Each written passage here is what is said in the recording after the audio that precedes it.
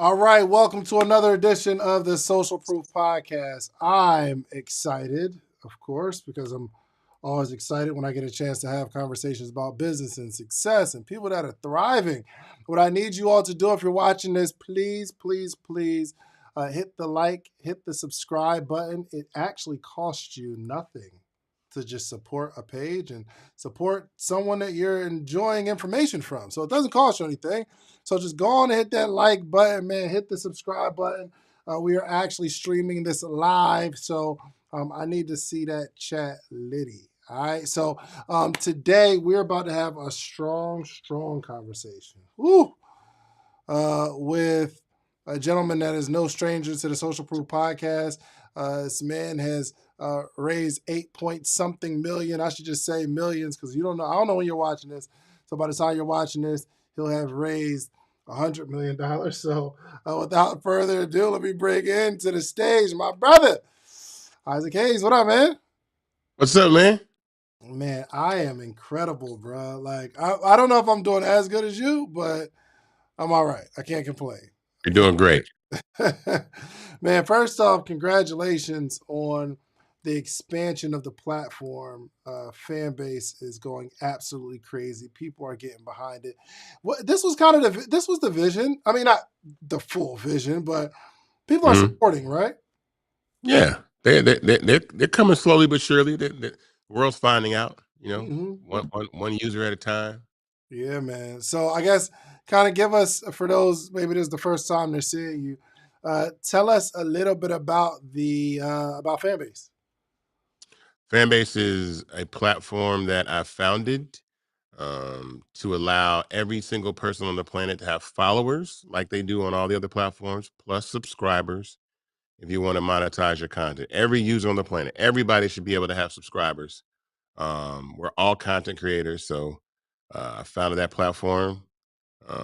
We have 6 content formats: post, stories, live, flicks, which is short form video, audio chat rooms, and long form content called Fanbase Plus, like YouTube and Netflix, all in one app.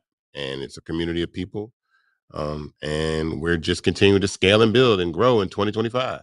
Yeah, man. Well, I mean, you say you think everybody needs to have followers. I mean, we got Instagram for that. We got Facebook for that. We got TikTok, right? I mean, No, well, I said subscribers. subscribers. And I mean, we have those platforms for that too because they're doing subscribers. Yeah, but they don't. It's not really designed for you to really win. Like, you know what I mean? You don't get to see all your followers don't see your content, and it's not easy to subscribe on some of the platforms. And it's a little off. And these platforms are getting a little old, and they're getting a little racist. You know what I'm saying? Getting a little A little cringy. racist. Getting a little bit more racist on Facebook and Instagram and X are getting a little bit more racist. Okay, expound on that. What you mean by these platforms getting more racist? Well, I mean, first of all, Elon has let X go to the garbage. Like, Elon's let Twitter go to the dumpsters, and so it's a lot. If you go on X, it's a lot of like hate speech, Mhm. racism, pornography. It's really like trash. It's a very trash platform. It's Yeah. garbage. And you're setting out to fix that? Yeah, we're building something in 2025 called Fanbase Spark, which is our answer to Twitter. It's like more traditional Twitter, citizen journalism, um, microblogging, where people really want to, they want to have those uninterrupted feeds of just great information, real live content, media, things that are happening in the world without all the games. I mean, I get Elon Musk posting my feed whether I want him or not. I'm like, I don't want to see him, dog. Yeah. So look, a little while ago, we had this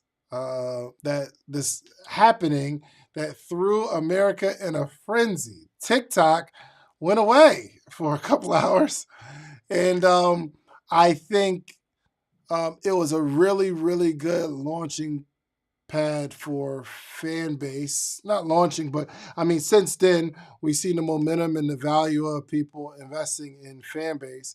But when they were when TikTok was gone, what was going through your mind? We were prepared. We were ready for it. I mean, we knew it was going to happen probably like a week or two before. Mhm. Just I'll say some of the like dog whistles that were coming from Meta. So I first of all, anybody knew that the Supreme Court heard arguments and they were going to make a decision a week later. So they heard on a Friday, didn't make their decision until the next Friday. And in between that Friday and the following Friday, Mark Zuckerberg gets on there and says, we're ending fact checking. We're going back to community notes. We're moving it to Texas. We're getting rid of DEI. I gave Trump $1 million to his campaign. And I went on Joe Rogan's podcast talking about it's too many soft ass women and minorities, and white men need to be more lifted up in the workplace. And I was like, oh yeah, TikTok's out of here, at least for a little while. So I'm sorry. I'm sorry. went Mark away. Zuckerberg Ready? said. Huh? Mark Zuckerberg said that.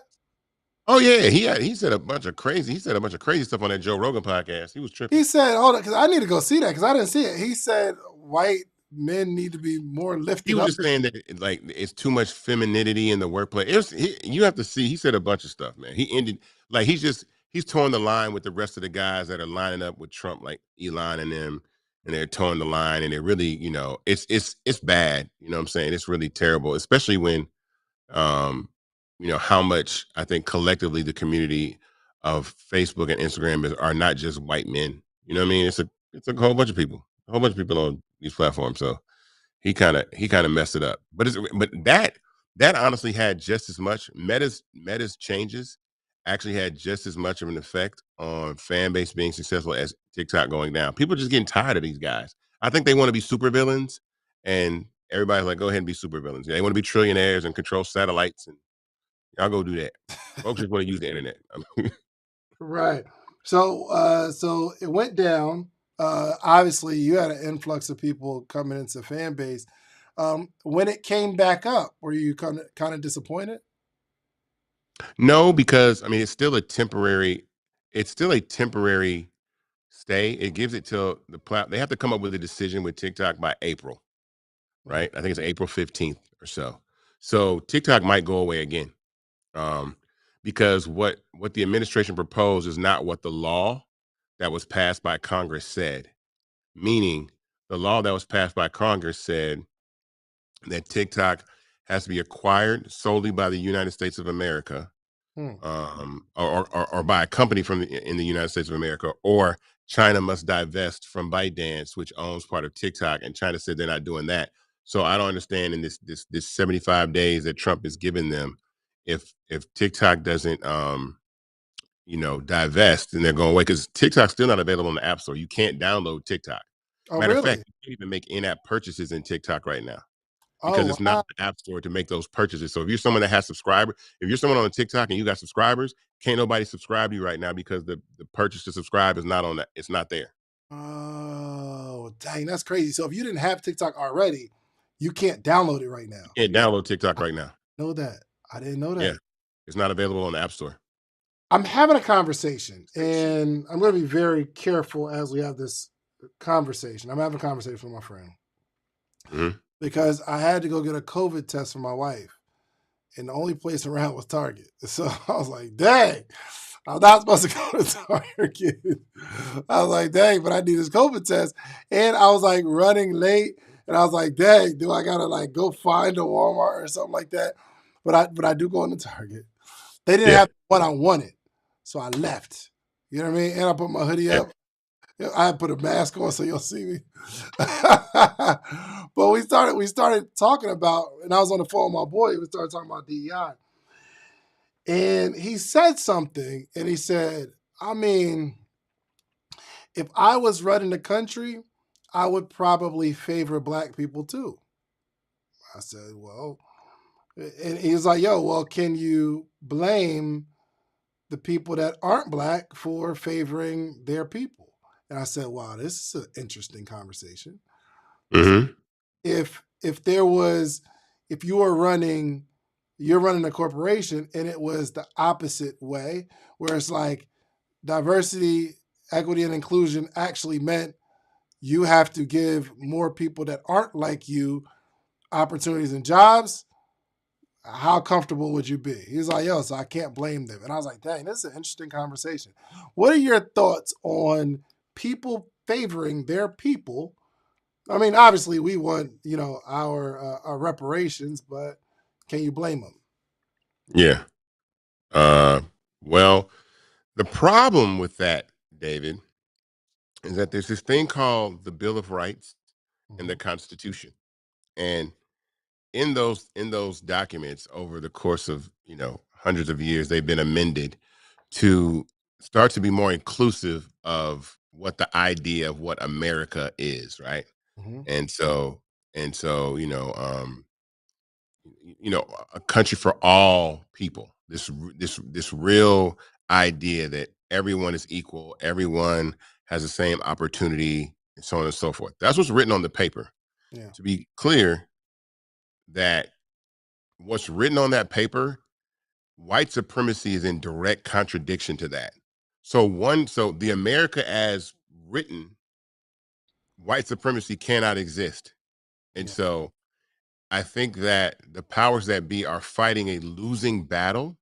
And I've always said that white supremacy is not going down without a fight. What you're seeing is the flailing and the desperation of white supremacy to still maintain power and be in control. Now how extreme that will get, I don't know, because it can get really really bad. Like, we've seen other times in history where a nationalist white supremacist movement, how bad it can get.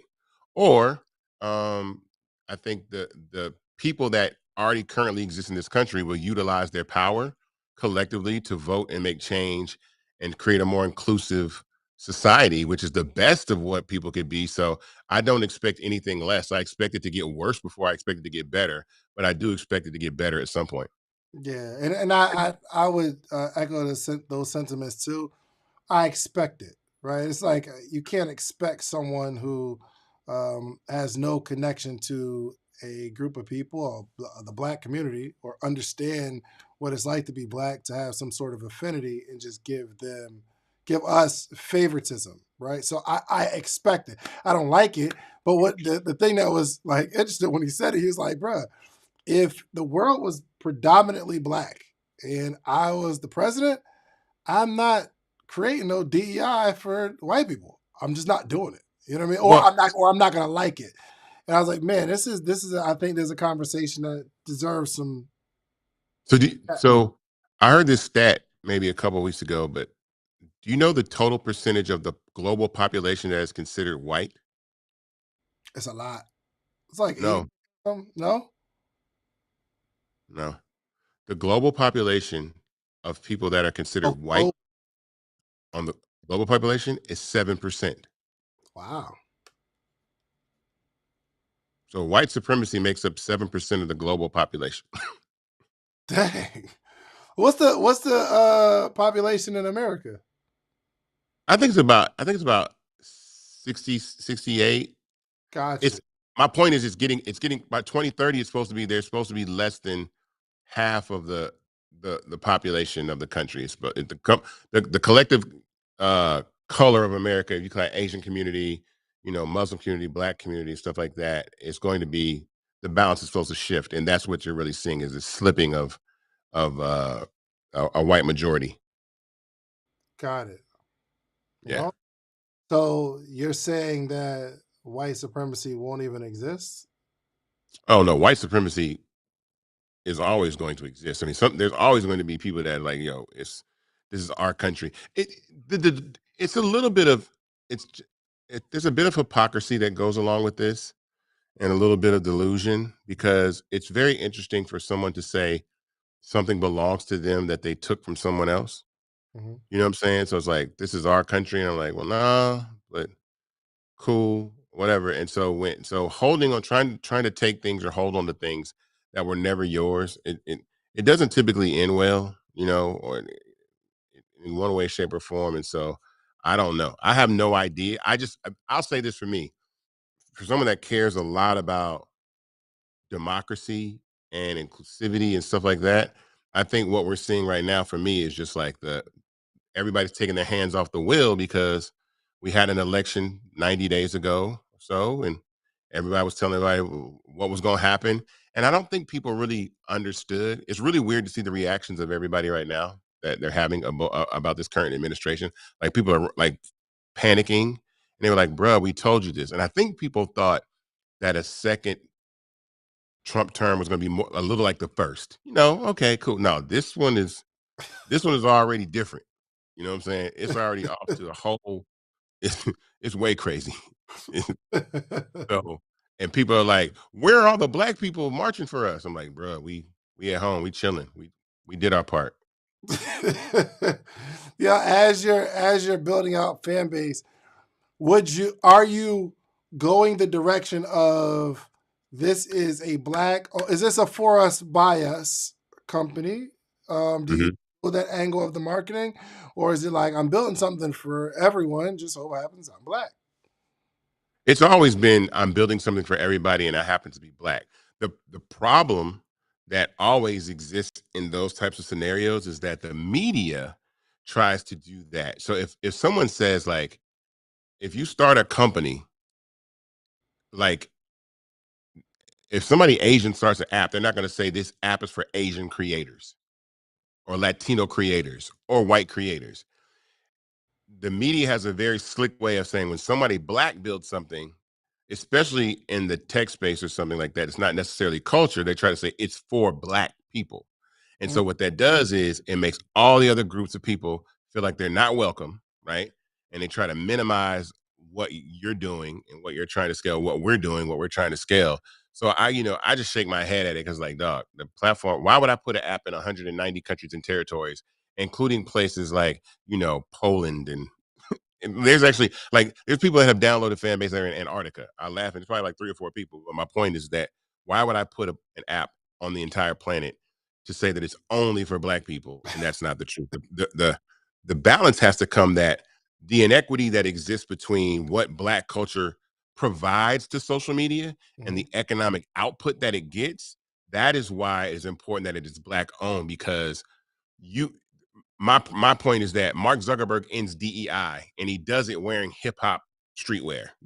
He has a $900,000 watch on, a black t-shirt, a chain. He's trying to look like a rapper. And he's like, yeah, appreciate it. No equality, whatever. Thanks for your dances, your music, your culture, your slang, all the stuff. Kiss my ass, whatever. So when that kind of stuff happens, there needs to be, oh, so that's how you feel.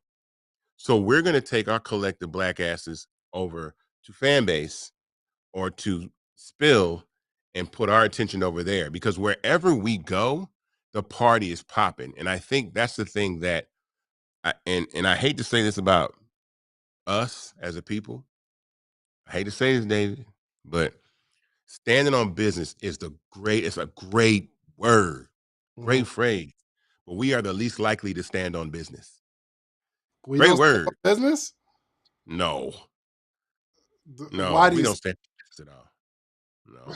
why do you say why do you say that? It's a psychological conundrum that I'm trying to figure out because it's that at what point at what point I think this about our community and I love us, but we are very, very powerful, but super, super sensitive. So the weakness is not in our strength, in our physical strength. The weakness is in our ability to mentally like control our emotions and make really distinct, direct decisions that cause massive impact on people that disrespect us. You know Mhm, what I mean? So, like I said, the whole Target situation, it's like in our community, we can make, and the thing that's more important, I feel like, than boycotting Target is collectively figuring out how we can impact industries in ways that we work together. But what happens is that we all have our own individual voices. So there's no code, there's really no cultural code to being African American, right? Everybody's fending for themselves, mhm, you know. And I always say, like, there's Nigerian culture or Jamaican culture or German culture or Irish, like they like Jewish, like they stand on business because it's in their like it's in their culture. So when they're disrespected, they make massive shifts like, okay, we out and mm, stuff gets shut down. We don't do that. So if Al Sharpton wants to do a buy-in and somebody else wants to do a boycott and somebody else doesn't want to do anything, it's just like, what are we doing, man? We just so we never stand on business. And that's unfortunate. We should be. And when we figure it out, we'll be very, very powerful. But until the sensitivity of our people is left, because you have to know how to move without being upset. I said this before. Like, I'll give you a prime example. I'm about to get a little personal real quick. Just a little personal. Talk to me. A little personal, David. So Daniel Perry, you know who Daniel Perry is, right? No. Daniel Perry is the guy that was acquitted for killing Jordan Neely, Hmm. right? On the subway, the Marine, right? Yep. Yep. Okay. I'm gonna tell this story. Make this. I'm gonna say how this makes sense. All right. So Andreessen Horowitz, the venture capital firm that funded Clubhouse to the tune of $350 million, hired Daniel Perry to be an investor in A16Z. He has no experience. They said they're going to teach him how to invest. That's the most DEI thing I've ever seen. That what he's known best for is murdering a black man on the subway. Now, knowing that the sheer economic and power weight that black people give to Clubhouse, and mind you, Clubhouse is only open, the doors are open right now because of black people. If everybody black left, the doors are closed. But the fact that black people sit on that platform every day that they're on that platform, they give another lifeline for that company to become successful. Then, in turn, Andreessen Horowitz to get a return on their investment that makes them billions of dollars to then do things like hire Daniel Perry, who harmed the black community, and we stay there. Mind you, I might come over to Clubhouse and say, "Yo, it's a little ratchet over here. Y'all be getting a little too saucy and spicy in some of these rooms." And I might have a conversation with one user, and I say that too, and the entire platform is like, "Oh, you called us ghetto. We're not coming to Fanbase." So we're so offended. So you're so offended. You're not. So you're offended that I said the rooms get a little ghetto. But when a whole corporation hires a guy that murdered a black man on the subway, yeah, it's cool. We cool with that though. That's cool. But oh my God, God forbid you call us hood, Isaac Hayes III. We're not doing that. And we do that to ourselves, but let Gucci call us hood. It'll last for 2 days. Mm, Let all these things that happen where black culture and the black community is disrespected, they last for like 3 weeks, a month, and then it's like we don't stand on business. We step on business, we don't stand on it. that's strong. Well, I think you're at right now 8.5 in investors, which I mean, in the grand scheme of things, you should be at 100 million right now based on what you're doing compared to other platforms, right? In But total, I've raised 18.5 million in right. 4 years. So the people that are who are these people that are investing? Because every day it's like another 100,000. Every time I see it, I'm like, yes, my investment is growing. This is good because I'm an investor. But who are these people that are investing? More recently, I think it is the collective understanding that there's a real opportunity here to have equity in a tech company, Mhm. but but ordinary people, not these ultra rich guys that have been doing it for the last 50 years. You, me, your cousin, your grandma, your son, your daughter can have equity in a tech company that is finite in the fact that it's social media. And when we do the math, or we do the common sense math, right? That black culture plus social media platform equals $1 billion company, it makes sense. It's like, oh, so if I own it, I can help scale it up and have equity in it and make it very, very popular. So a lot of new people, new investors are coming on board, and they're investing in the platform. We've raised about $3.5 million in 3 weeks. So it's picked up a lot. It picked up a lot after the election. That's when everything started. We were raising money, but as soon as the next day after the election, we were raising hundreds of thousands of dollars. I guess everybody's waiting to see what happened. It's like, okay, Yeah, now I can go ahead and invest in Fanbase, but people started putting their money in it, so we're raising, at a rapid. I want to close this raise by. I want to close this raise by May, right, of this year. I think we're on track to close this whole thing by May of this year. good. But so these people that are investing are regular people. Like it's not Yeah, like you have institutional investors or you have like, and I'm sure you have some rappers and celebrities and stuff like that. But yeah, when you're making these announcements, if I'm being honest, I thought, every couple of days you got somebody like, yo, let me give you 50,000, let me give you 100,000, and because every day it's like another $100,000. yeah. But that's not the case. No, these are the minimum to invest in Fanbase is $399. That gets you 60 shares in the company at a share price of 665 a share. And people are and the importance of that is like, again, this is not okay. When you build a business, right? So let's say me and you, we're gonna start a soft drink company, or we're gonna start a bakery, right? And we're gonna raise money for it, right? A bakery can only get so valuable. You know what I mean? Like Yeah. a bakery, you might, okay, I sold my bakery business to whatever, Moldays or whatever these companies. I sold it for like $175 million. Tech, Facebook's market cap is $1.7 trillion. Explain what Technology can get to the explain what trillions of dollars of value. explain what market cap is. So that just means that the total value, the value of the company, like the, the total value of Facebook right now, it's worth $1.7 trillion collectively, with the That's shares that are available on the market plus the equity that the shareholders have together. It's worth $1.7 trillion. So, like ByteDance is a privately held company, it's worth over $350 billion. So it's a wow. difference when you can sell a company, or you can be a part of own a part of a company that can, the most the company could be worth is 300 million, 400 million. That's still a lot. That's great. Yeah. But imagine being an owner and having equity in something that could potentially be worth $1 trillion, $500 billion. Now you're like, wait a minute, my little 399 might have a shot. Like I might get 100 G's out of this 399. I might get a million out of this 399. And that's the thing with technology, Uh, especially in social media. It's going to be, these platforms are going to become really, really valuable over the next few years. And there's a lot of money that's going to be, and whoever owns the infrastructure of the that distributes that content, those are going to be $1 trillion companies. got it. Got it. Okay. So what is your plan for growth now? Obviously, we're first off, let me ask this question.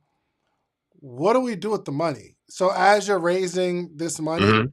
and it's really, really cool, but what do you need the money for?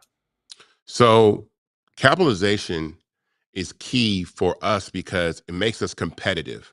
So that, like, when that whole thing with TikTok went down, we were on the App Store, like we were top 15 on the entire App Store out of 2 million apps, right? We were number 6 for social media. All the other companies up there, David, like Red Note, when everybody was downloading Red Note is worth $17 billion. They raised 900 million bucks. Red We're what? right, like right alongside. And my point is, the comparison to the two companies, you don't get on one and get on the other and say this is vastly different. Yeah. So when you see that, you're like, wait a minute, these guys make $17 million or $18 million look like $17 billion. So Mhm. imagine if we gave them $100 million, what we would make it look like. Yeah. So the reason why we raise this capital is to stay competitive, and then you have to spend that money faster. So I knew that this journey was going to be a lot harder and take a lot longer time because we're raising the money 399 at a time. I'm not getting like, $35 million to go say build whatever you want in the next 12 months as fast as you want. You got to hire 1,000 developers, work around the clock, all that kind of stuff, which most companies get a chance to do. Ironically, most of these companies fail because they don't do that, because they don't have the knowledge, the know-how, they don't have the patience. They don't have the discipline to not spend the money on dumb stuff or what to do with the money. And we've done very, very well about being responsible about how we spend our capital. But it's clearly something that is totally necessary, but we need a lot more. So this round that we're raising right now, what I call is, like, to me, is to bridge the connection between current social and fan base. So the things that you expect to have on Instagram, or the things that you expect to have on TikTok, you'll get those things on fan base, and it makes us competitive. Once we do that, we will be able to create leverage and opportunity to go raise 100 million, 150 million. And then the ideas that I have in my head that I never talk about, the things that I really want to do, that's when I get to do those things and really compete in a way that's like, oh, so now, because a lot of the stuff that I've done before in the past, these platforms are taken. They've taken it and used it and implemented their own way. But I got 100 more ideas. That's why I just be keeping quiet. Like, nah, I'm not telling y'all until I get the bag, and then y'all have to. It'll be too late to copy me at that point. Right. Yo, a lot of this stuff, and it's so crazy, man. I think somebody's gonna have to put together a little like a compilation video of all the things you say, and then you see fan base, I mean you see Facebook roll it out. Or you say it, then you see What Instagram did I, what did I send you the other day? Or I sent you. You said something. Remember what did I send you? You sent me something. Did you send me something? Let me look at it. You I said mean, something like they're doing exactly what you're doing. They said, or something like that. Or I sent that to you. yeah, Or I sent you that. you'll send me something. I'm like, dang, bro, it is. You are you the oracle, bro. You are the oracle. So okay, so we're putting the money into the infrastructure and being able to be competitive. So you're making the upgrades, obviously, maybe hiring somebody or hiring people to expand.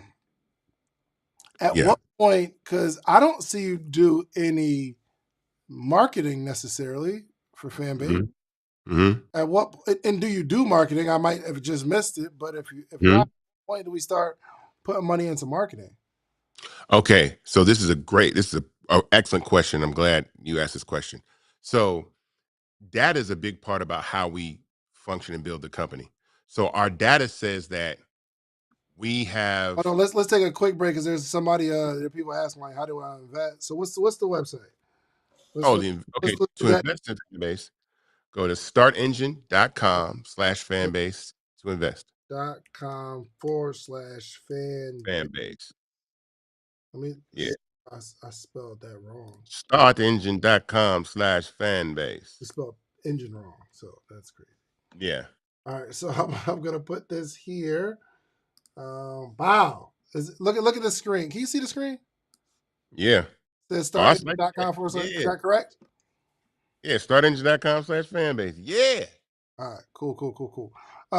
Okay, go ahead. So yeah, continue. So what was I saying? We were talking. The Oh, question was, when do we put money in marketing?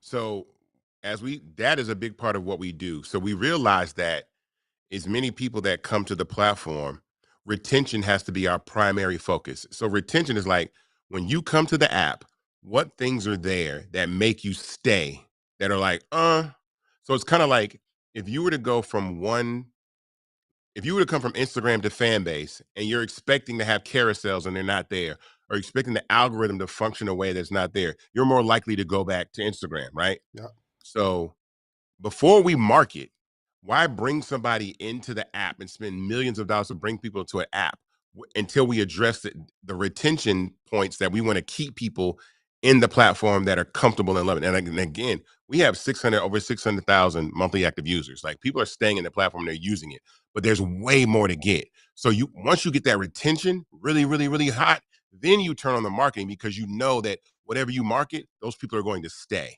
So I I see. think it's like what I said is it's bridge building, right? From a development standpoint that helps solve retention, right? So that's AI integration, moderation, algorithms, all these other things, functionalities that people want. Then you start marketing because then you know the money that you spend you can keep. Because if you just start marketing and then you're going to lose people, you're just wasting money. That's good. That's good. Yeah. So, but I mean, does that ever stop though? Especially for a creator like yourself, where you always see something. Oh, we need to knock this out. We need to do this or that. You know what I mean? Like, at what point does it stop? Because by the time you get to, like, in your head, by the time you get to the point where you're like, okay, we've built the perfect app, it might be 2 years and you see something else. And you're like, I got to get this right. So, does that ever stop? No, I'm really talking about the basics. The basics. So you got to think about this. It seems like you got the fan base is like, I thought basics was covered. No, they're covered primarily, but here's the thing: consumers are fickle, and they really want the things they want, especially when it comes to especially when it comes to like engagement and algorithm and retention and stuff like that. So, someone might ask, people got to understand in technology, a sentence can cost $1 billion. Like if you say something, so if someone says, how do you get the algorithm? I want the algorithm on Fanbase to be like the algorithm on TikTok, right? People will really say that. Like, can you get the algorithm like to function more like it does on Instagram and TikTok? The simple answer to that question is yes, but it would cost $6 million a year to do it. You see what I'm saying? You see what I mean? It would Right. cost $6 million a year to do it. So until we raise the money to build this $6 million a year algorithm, right? I gotta build it slower, and it's gonna take time. So that's the point. So I'm talking about once we get that part there. That's why you raise the capital and scale up. We're able to do that. The algorithm is good now, but we want to make it. We want to create an environment where people really love the content that they see and all the functionality. So it's just going to take longer because again, I'm not one of these guys that gets to walk in an office in Silicon Valley, get $40 million and blow it on boats and Ferraris and pretend like the app is popping and it goes out of business. That's not me. I'm here to build something that's sustainable, solid, that lasts, that's functional and works very, very well. I'm dedicated to this. Yeah, and it seems like you should be able to walk into an office and demand 40 million, especially all these other apps that have a fraction. A lot of them don't even start. They're not even started yet, and they get the money that you've spent the last 4 years on picking up. So are we going in that route? Like I'm going to Silicon Valley. I'm going to these big hedge funds or investors or whatever. Are you doing that at all or no? Those conversations are starting, but I'm gonna tell you why they take so long. Because the quiet part out loud is social media or a lot of infrastructures in America function by exploiting Black culture. Hmm. Listen to what I just said. A lot of these industries function by exploiting Black culture, meaning if a guy comes along and says, "Hey, I want to build a basketball league that's owned by all Black owners," right? Mm-hmm. And then we know that the overwhelming talent of the NBA is Black players. Then if you take Black owners and Black players and put them in a league, where does the distribution of wealth go to other people that exploit it? So if you take social media Hold on, hold on, hold technology, on, hold on, hold on. Say that again because I want to understand what you're saying. I'm saying that a lot of these businesses function by exploiting entertainment industries function by exploiting Black culture. Yes. Okay. So my point is the disproportionate relationship that exists right now between social media and Black culture is Mark Zuckerberg, Elon Musk, Facebook, Instagram, they're the infrastructure. The gasoline that powers that infrastructure are young people in Black culture, Mm-hmm. right? So you bring your culture and your talent to our infrastructure that powers that and makes it $1 trillion, multi-billion dollar company, right? Yep. And in return, we let some of y'all make some money, right? Here comes the guy like me that says, wait a minute, I want to focus on building the infrastructure that contains the culture the same way that you guys do. But instead of you, small group of VCs and angels owning it, a large portion of the community that actually makes the app function has ownership. So they're sitting around like, wait a minute, Mm-hmm. if y'all are the talent and the infrastructure, where do we get our money? Where Hmm. do we get to exploit you guys at? There's no opportunity of exploitation, right? And so that's why no one's going to hand me a check to build a app that's owned by a Black man that could be worth $70 billion one day, because it's like we ain't never had from as far as I know, the richest Black man on earth is worth about $14 billion, right? $16 billion. My latest estimation, I think Elon Musk is worth $478 billion. So imagine the richest Black man being worth like 16 or so. Elon's worth 478. You see that? Like Elon's trying to become a trillionaire. So look at the wealth. Look at that. So the guy. So even if you take the richest Black man out of it, Black culture has helped Mark Zuckerberg be worth this amount of money. But he got to that wealth by having Black culture and young people come to an infrastructure that made him rich. So someone to replace Mark Zuckerberg with a Black face, that person is worth 100 billion, $200 billion. That's powerful because 100 billion, 100 billion, 200 billion, that kind of person can get a lot of Black people registered to vote or help candidates run for office or lobby Congress to do all these things. So you got to think about that's why they're like, wait a minute. It's cool when y'all was singing and dancing and y'all got brand deals and what's name's paying y'all to hold up signs of their food, but y'all sitting on the cap table and y'all about to scale this app up to what? 100 billion? Man, that's a lot of distribution of wealth. That's a lot of wealthy Black people. We've never seen that amount of.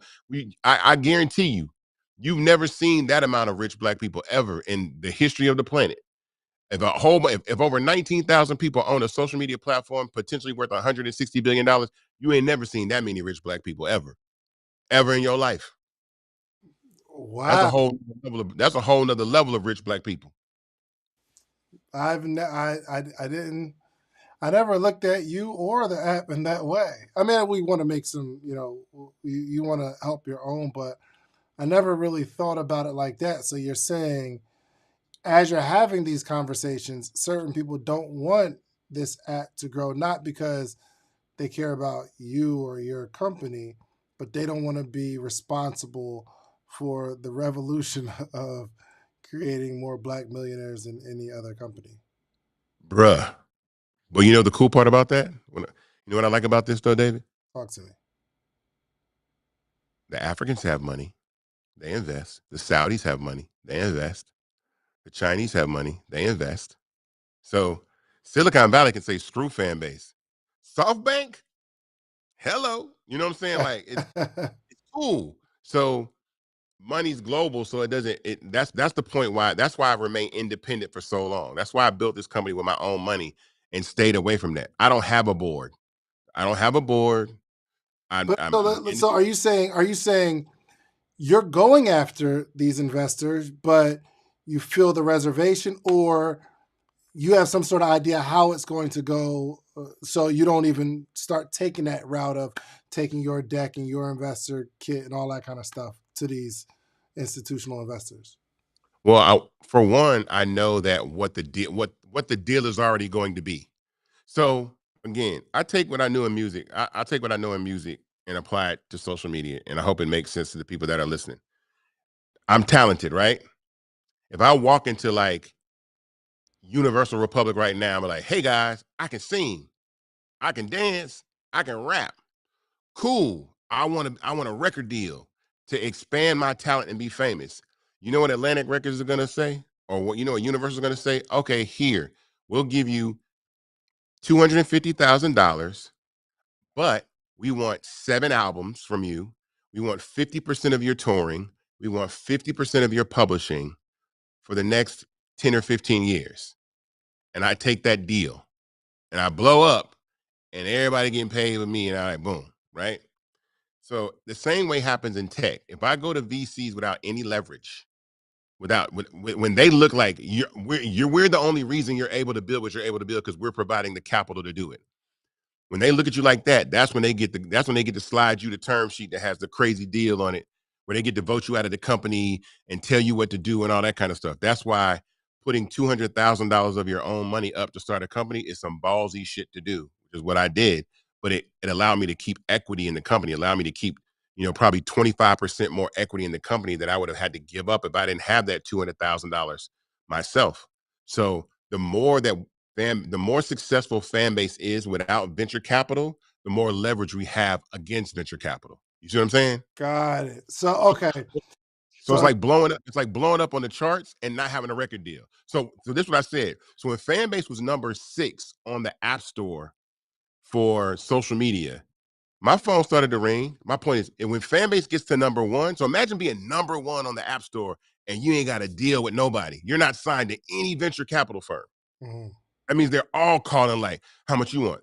All right, we'll give you 50 million for 10%. We'll give you 100 million for 2%. Okay, cool. Now I get to say, yeah, give me that. I want that deal.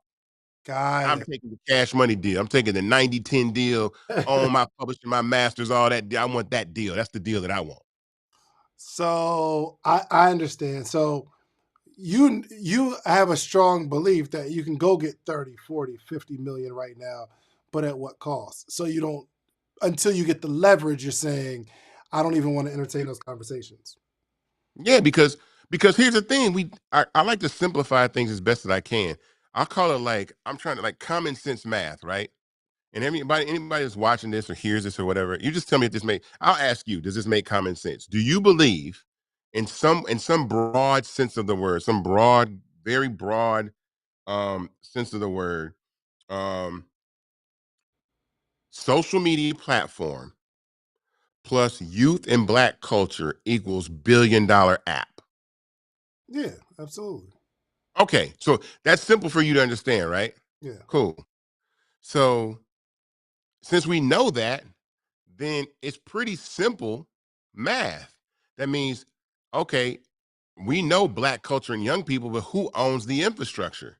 So again, if I own the infrastructure or we own the infrastructure, there's leverage there. So it's like it's common sense. So the point is that if you can scale something up without taking institutional capital, you can then partner with those institutions that because one thing people are not going to do is pass up on a way to make some money.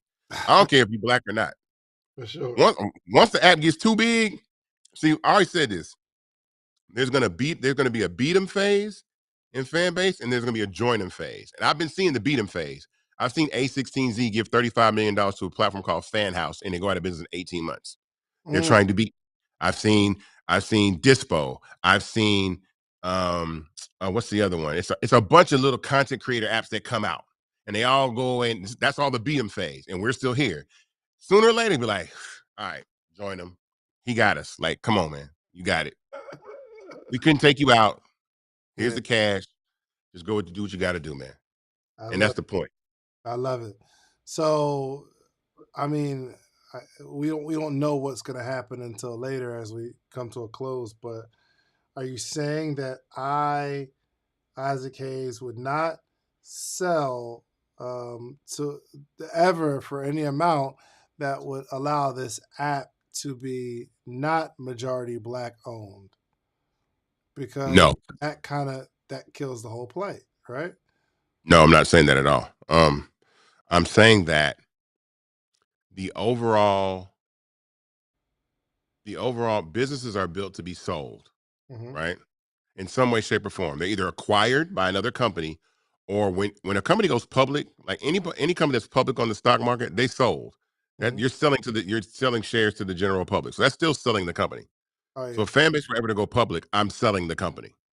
You know what I'm saying? It's like boom, it's getting sold, right? And so what happens in that process, though, are the people that are on the cap table before that action happens. So everybody that's an investor in Fanbase, before somebody acquires us or before we go public on the stock market, those people stand to benefit a lot from an acquisition or an IPO, Mm-hmm. including myself, I got including you.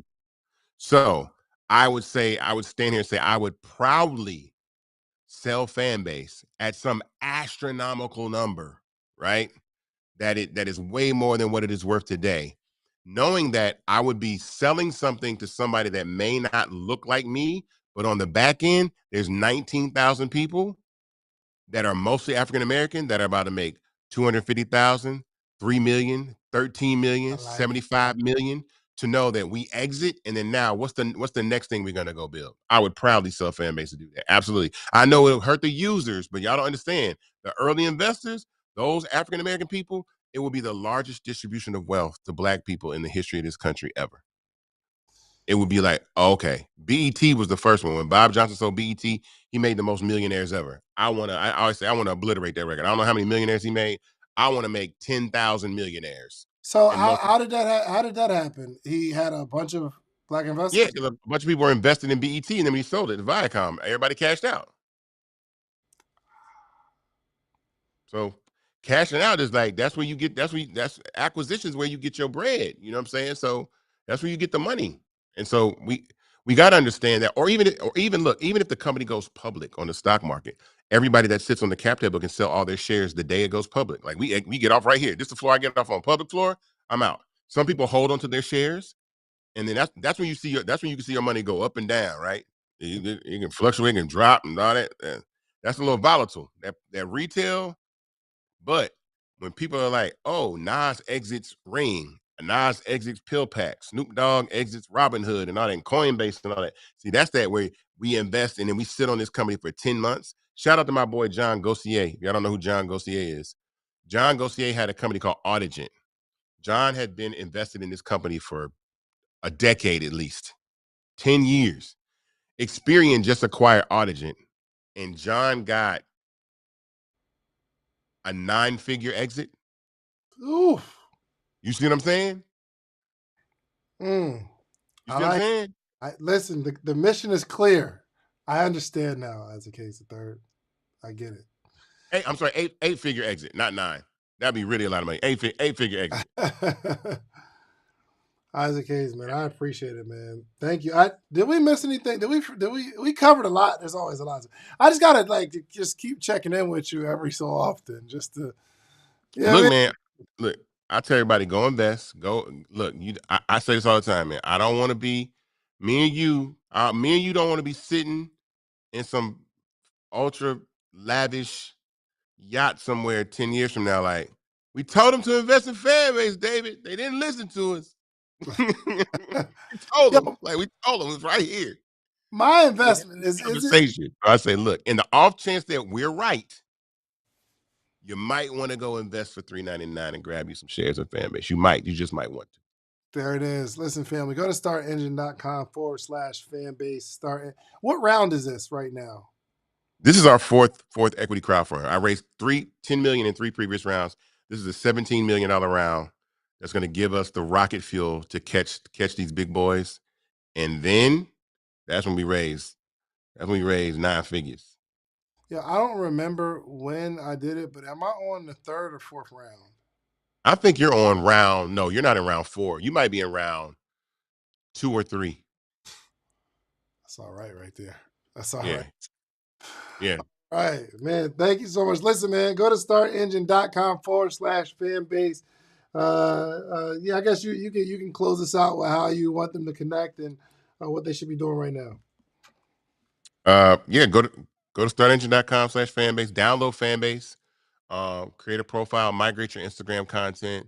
Tell other people to invest in this app. I'm telling you, tell other people to do it because the faster we raise money, the faster we build. A lot of things that people ask us to build, like people want Spark like yesterday, like our version of Twitter, Yeah, Fanbase Spark. People's like, yo, can we have that? Like, I'm like, yo, if I close this round in the next 2 months, I can have Spark by the end of the springtime. Like, let's go. It's just money. Like, you know what I'm saying? What is it? Money talks. Like, yeah, money make it work. Like, yo, I can build. We can build whatever we want to build. It's not about what can be built. It's how fast you want me to build it. yeah. You want me to have a development team that stops at 7 o'clock at night, or do you want me to have a development team and when they stop at 7 o'clock at night, then the guys in Africa take over, and then when they go off, the guys in Asia take over, and then when they go off, the guys in America take over. So I have a round the clock team developing the app 24 hours a day, 7 days a week. You see what I'm saying? That's what you need money for.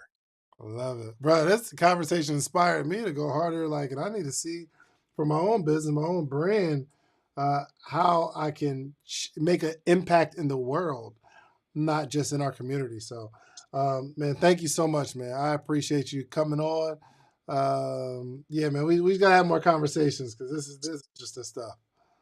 Thank you, man. I appreciate it. Always glad to be on here, man. Of course, of course. Anything I can do for you, man, let me know, brother. Same here. Yes, sir. Yes, sir. All right, family. Make sure y'all go check out Mr. Isaac Hayes the third on all platforms. Go download Fanbase. Go to startengine.com/fanbase. I do not have an affiliate agreement. I don't make any money when you invest. Well, I'm an investor, so I guess technically as it grows, I do stand to benefit. But I do love, love, love what this gentleman is doing and what he's going after, and you'll never even understand it until you decide to put on those shoes and start building something, because you get the love, you get the hate, you get the criticism. Oh my gosh, I need it to be like Twitter. If you were in that situation, you wouldn't even know where to start to even make it like Twitter. So this gentleman is super, super resilient, and I can appreciate that not only from an entrepreneurship perspective, but from an inspiration and motivation to myself. So make sure y'all go check out Fanbase, download it in the App Store. And y'all, last thing, go get you some social proof, meaning go build something really, really big. But it is your responsibility to come back to your community and teach them how you did what you did. It's the only way our community grows. We out of here. Peace.